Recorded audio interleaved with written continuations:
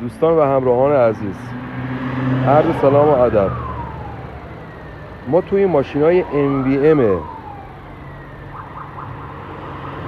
یک لوله برگشت داریم، از بخاری ماشین برمیگرده. ببینین این لوله برگشت آب از بخاریه. توی اینا یه دونه سوپاپ قرار گرفته، سوپاپ یک طرفه بهش میگن.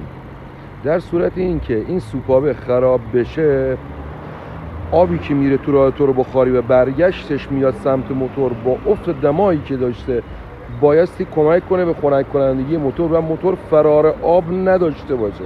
این سوپاپ طراحی شده برای اینکه فرار آب نداشته باشه این ماشین.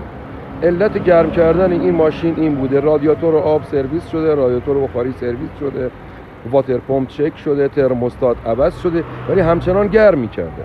علتش این